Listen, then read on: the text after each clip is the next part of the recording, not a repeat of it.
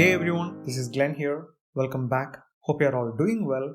And in today's tutorial, we'll be seeing how to design a simple logo of a bunny, just like the one you see on the screen, using Adobe Illustrator. Before we begin, feel free to upscale the quality of the video to the settings to the bottom right of your screen. Alright, open Adobe Illustrator and I have it open here. Now let's create a new canvas. Go to File, go to New. Let's name the canvas. Keep the width as 2000 pixels. Let the height be 2000 pixels. Make sure the units are in pixels. The color mode as RGB, and that is for digital media. If you are working on print media, you need to put it as CMYK. Now keep the raster effects as 300 ppi. Now while exporting the logo for the clients, I usually go for a smaller canvas, but for the time being, this one's more preferable. Alright, let's click OK. And there we have our canvas. Now to zoom in and out of your canvas, press and hold the Alt key or the Command key if you're using a MacBook and scroll your mouse. Alright. Cool. The first thing that I'm going to do is that I'm going to open the rough sketches that I did in my sketchbook and also the initial attempt that I did on Illustrator prior to this recording session. So that way we can design the logo at a faster pace. So let's go to File, let's open the sketch. Alright. Now let's zoom out. And this is the rough sketch and this is the one which I did on Illustrator. Now let me copy this into your canvas, Ctrl C. And make sure you have it in a new layer. So Ctrl V and we have pasted it here. Hold down the Shift key when you handle the corner points. So I'm going to resize it. I'm going to bring it down.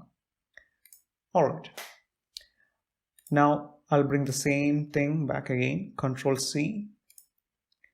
Let me create a new layer, Ctrl V. Let me keep this to the side for the time being. Alright. Now we are going to trace the image using the curvature tool. And this is the curvature tool. Here we have two options. Either I could trace from the rough sketch that I did on the paper or the one that I did on the Illustrator. Keeping in mind that the rough sketch is preferable for many, let's use the rough sketch. Cool. Now I'm going to bring down the opacity of this particular image. Select the image, come down here to the transparency and bring down the opacity. Now if there's any window missing in your project folder, all you have to do is go up to the window section and choose the one you need. Alright.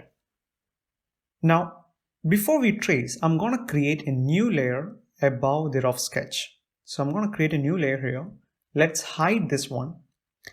And we are going to lock in the layer beneath it. So that way, the bottom layer, the layer that contains the rough sketch, stays firm. Let me zoom in. Now let's use the curvature tool and let's start with each section. Keep in mind, it's preferable to draw each section in separate layers and name the same. For example, let me start with the main primary section of the body and we'll name it as the primary section. So let's rename it as primary. Primary. And select the layer. Let's use the curvature tool. And let's keep the color something close to orange or brown. Alright. So come down here. And now in this particular layer, we'll be only doing the primary section. So use the curvature tool. This is one of the easiest tool out there and one of my favorite tools too. So the lines are a bit confusing for me because I did several reattempts. Alright, now I'm gonna readjust the tiny details around here. That looks fine. Also, let's fix the color as we move forward. That way the image will look more pleasing. And for that, we could either provide the hex value right here or use the color picker tool to give the right colors. So as you can see, I have already experimented in this one. So I've turned it on. Now what I'm going to do is I'm going to select the section which we require, the primary section, that's a primary layer. And I'm going to use the eyedropper tool and I'm going to select the corresponding color. So you could either give in the hex value like here, if you know the hex value, or you could just select from a particular image. So we are done with the primary section and we'll be doing the same thing for the remaining all sections.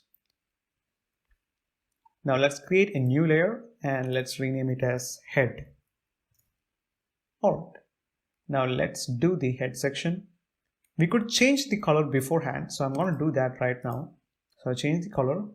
Let's use the curvature tool, come down here and just enjoy the process.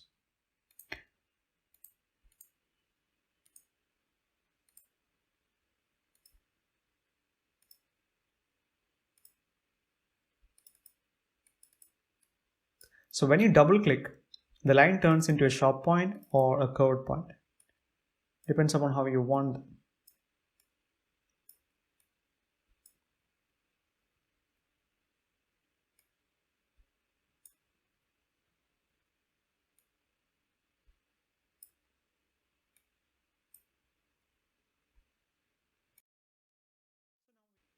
So now we are done with the head section. So as you can see, we'll be doing the same procedure for remaining all parts of the logo. Now let's do the eyes next. So let me turn it off. And you can see this one is eyes. I'm going to do it in a new layer. Let's rename it as eye.